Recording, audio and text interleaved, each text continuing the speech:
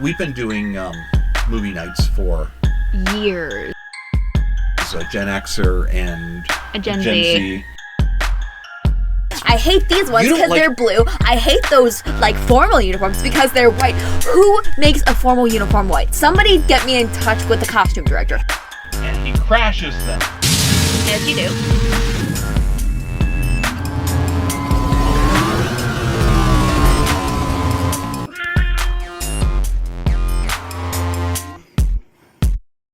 I'm very much in that transition period between, teenage years and adult years. Mm-hmm. Random weird moments that the two of us have experienced, and there are a lot of those. That's the thing. I don't think we have to leave that behind when we're grown up. Yeah, I guess that's true. It's I'm just sitting there and I'm like, where did this come from? Why are we singing? I mean, you're not going to learn anything about the movies listening to us talk.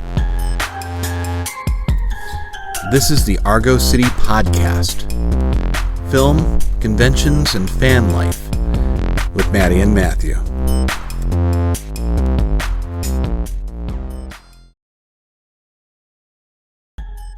And we have returned.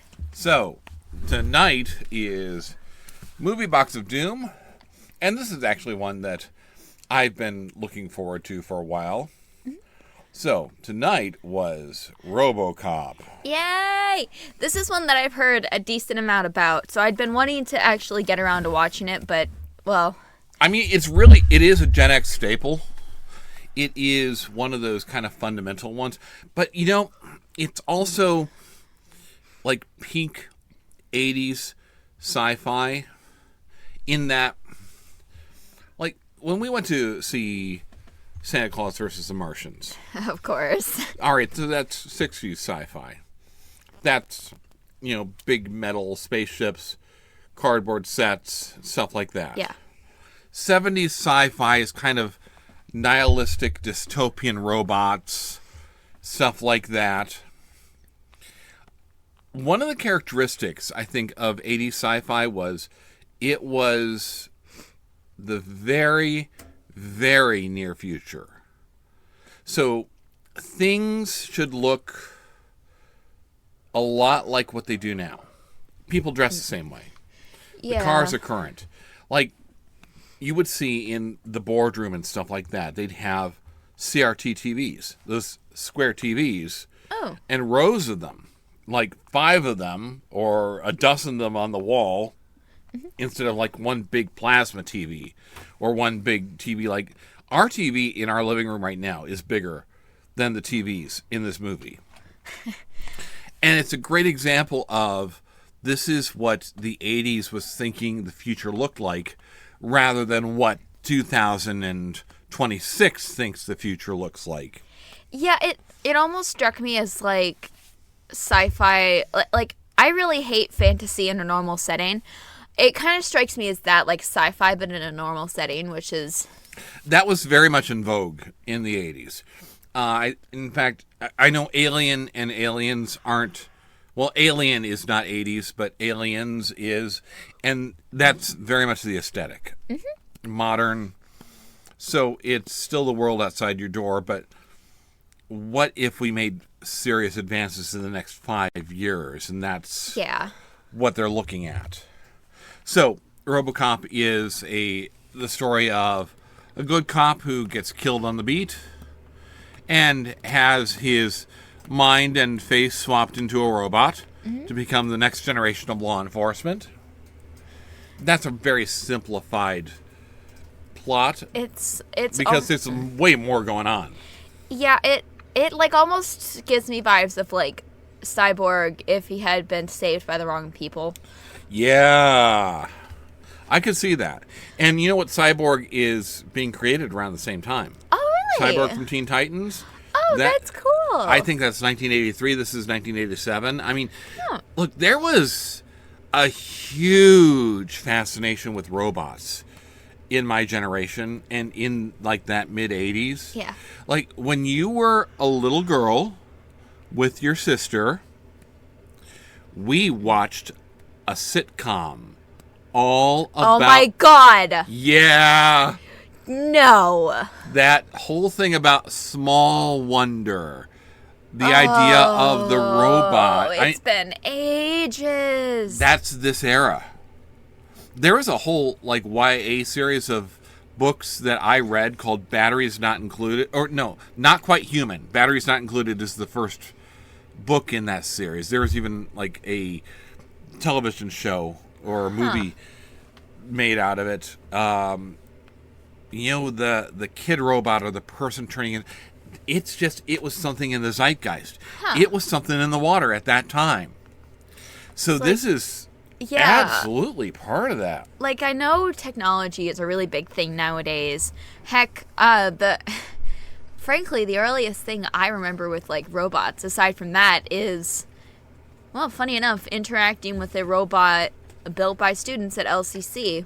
My middle school class went there to visit, which was interesting. I mean, technically, my 3D printer's a robot. That's true. And, I mean, generally, AI and such it's all over the place these days. But, I don't know, I wouldn't necessarily call it AI. I would maybe, assisted AI or assisted brain I think the argument is there, though, between, all right, do you want something that's completely AI? Like the Ed 209, just the plain old drone robot, versus AI with the human instinct, which is what Robocop is. Yeah, and that's fascinating. I mean, that they're having this conversation in 1987, not just 2026, 1987. Yeah, I mean, like I said, AI and stuff is kind of all over the place. It's surprising that everything comes back to AI. Doesn't matter where you are, when you are. It's just it's there. It'll always be there. And I thought that was an interesting idea that you mentioned. Yeah. Now, I do want to take you back to this because let's be honest. This is not the kind of movie you expected this to be. Oh, you're laughing at me, and everyone else is going to laugh at me. No, I was watching your face. I was watching your face, especially during the boardroom scene. Oh, yeah. When the robot shot the poor dude and kept shooting him. And it's and kept shooting him. It's graphic. You see the bullets go into the body, and it's kept shooting him. I did not enjoy that. It was oh my God. How many squibs did that poor dude have on him? Because that's what, he's got a vest with a bunch of teeny tiny firecrackers on him, underneath blood packs. He was not a happy camper after that day. And it's just it keeps going on. And it's constant throughout this whole movie. The violence is and that's part of it because they're almost parodying it. They want to make it so over the top that it's.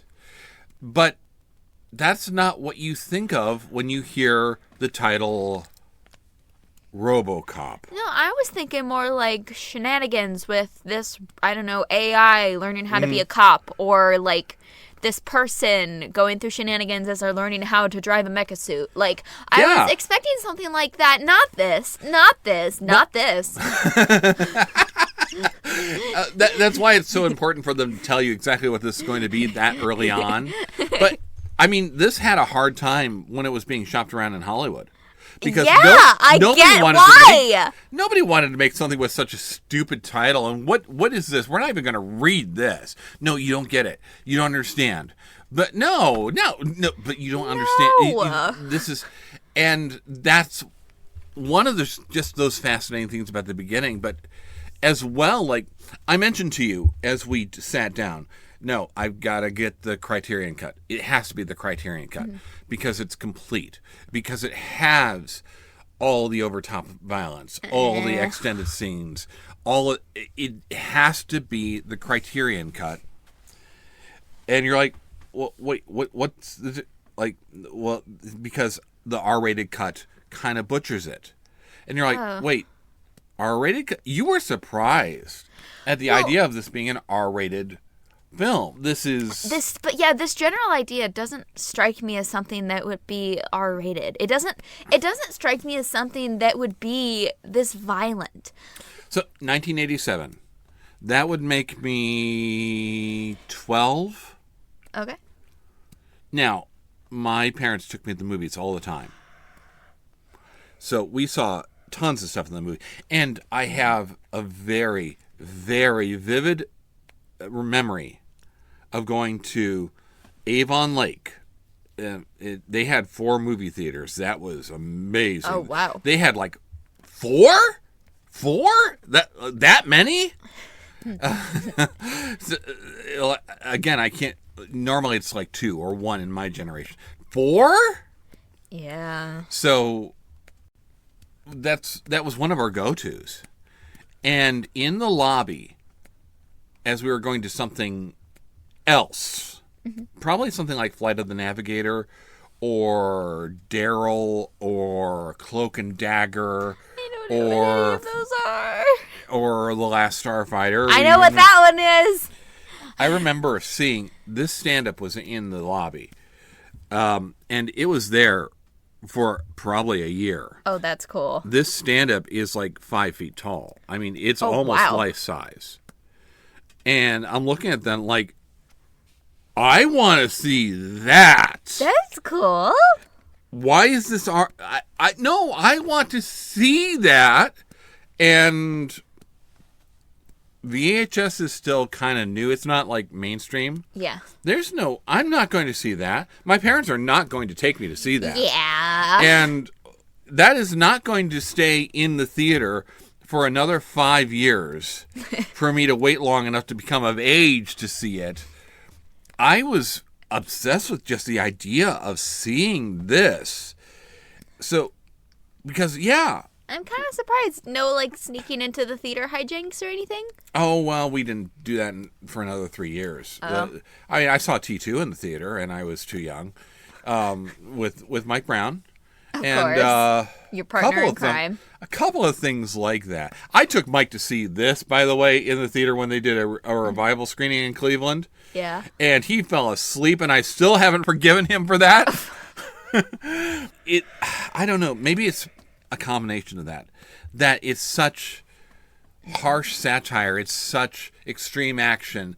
But it also is that sort of thing that absolutely captures the imagination of a kid, of a Gen Xer kid at that time, if you weren't old enough to get to it.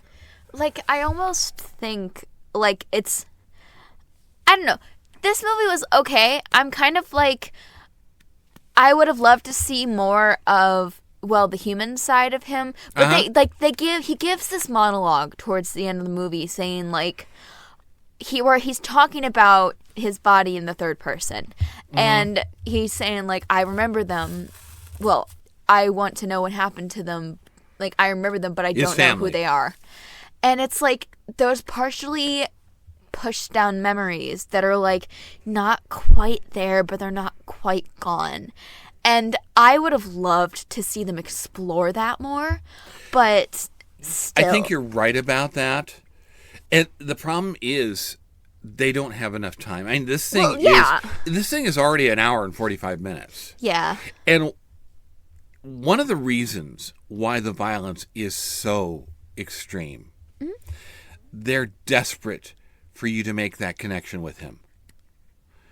They want him to have such a horrific death that you want to latch on to him. You want to hold him. You want to protect him. Protect the small boy. Yeah, and protect the large boy. And it took a minute even. And suddenly you realize, oh, wait. I know what they're about to do to him. Yeah, I was like clarifying with you what's the name of the movie. What was the name of the movie with the shower scene? You were thinking like, wait, is this a Psycho thing? Yeah. Are we killing the main character right at the beginning? And then suddenly the switch flips. Oh no. It's so much worse. No. Who is letting these executives, like, prod and poke at my body? Like, oh no. And the fact that we see it in first person, like, it makes you connect so much harder. It's like, oh. That's interesting. You know what? That's never occurred to me. That the slow I mean, I appreciate the slow rollout Yeah. and the building of suspense, but the idea that first person perspective, it makes you commit. Because you're seeing it through his eyes, and You it's just- like, oh no. And it's just this slow, tormentous crawl back. And it's like we see a few things, and then we don't see him for a while until he comes around the corner at the police station. And it's just like, oh, my poor boy, what have they done to you? It really is. And that doesn't stop. Because, like, when we get into the third act, Yeah. and he removes the helmet, because I was watching you for that. I wanted to see what the reaction was, especially because, like I pointed out, this is makeup. There's no CGI. The death scene is animatronic, largely animatronic. Like, more of that is animatronic than you realize. There's a lot of time when he's grimacing and rolling around. That is a robot with his face on it already. Yeah, I don't want to imagine what the sculpting with that process was. It's just so amazing. I was so sad. It was... It really does. It's like, oh... It's grabbing you by the heart. This movie is not supposed to make you feel things. This movie is supposed to be watching people shoot things, not like, feel things. And here's the thing. I like the feel things. I don't, but I do. But I also don't enjoy the violence. So I'm like, I'm latching on to this part, and I'm like, oh, no! It's just, I'm loving all of that. But it's also... There's some stuff in here that also I'm not entirely certain that you get. So, let's go to some of the funny, weird stuff. There's a repeated line. I saw you say it. I watched you jump in. I'll buy that for $1. It does annoying. It does my black little heart good to see you jumping in and finishing the line. But because you don't even know who Benny Hill is. No, I do not. So, I have to, Gen Xers, you can go grab a Coke, grab yourself a Mountain Dew while I explain this. So, there was a comedian he's a British comedian, actually. And he's kind of a dirty old man. Just a bawdy old man. Like, nothing, like, explicit. He's not a clean old man. Not like the grandfather in Hard Day's Night. But he's a little skirt chaser. He's got that mischievous look on him. And he's the kind of grandpa that you would expect to be telling small children filthy jokes. And he had his own sitcom. Well, not sitcom, variety show. Oh, goodness. And so it's all about him getting into misunderstandings or finding himself with some young ladies, and there's even a song like, so it's like a like you'd see him chasing the girls back and forth and stuff like that. This is a parody of that. Yeah, actually, you kind of know it, and it's very Polish. It's very Parma. Does this show go to Parma? Anyhow, and they're parodying that with the "I'll buy that." That guy, by the way, also is on the convention circuit. Mm-hmm. Will occasionally like sign autographs with "I'll buy that for $1." It's funny because it's a parody, much like back when we did The Running Man. Mm-hmm.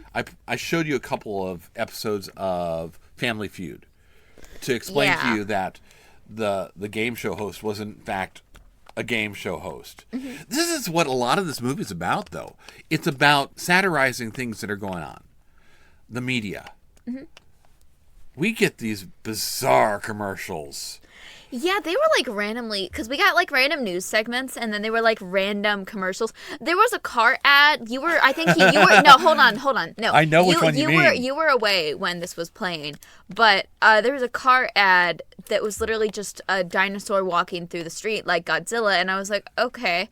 Am I looking at like a trailer? And then, no, zoom out car. This doesn't make any sense. You did not say nothing about a car. I want the dinosaur. And the news segments. But I mean, it's making fun of all of it. It's making fun of, get your artificial heart here.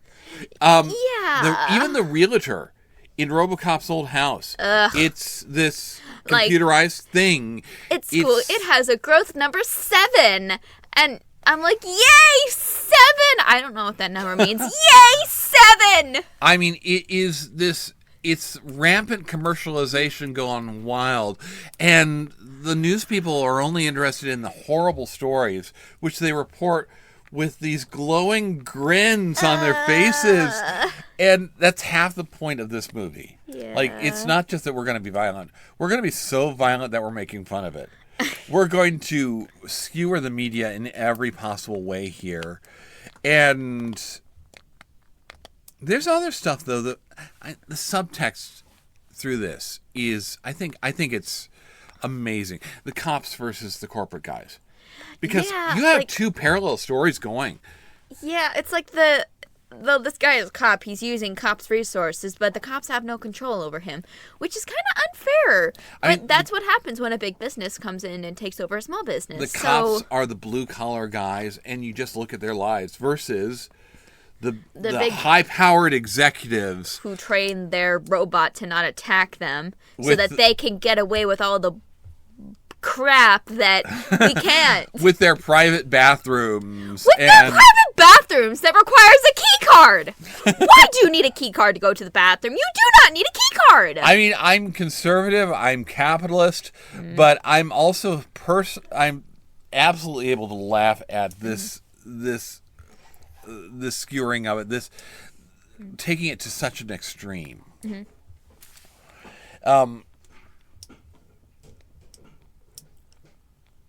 I thought your initial idea of what he is, you're looking at this like, something's gonna go wrong here.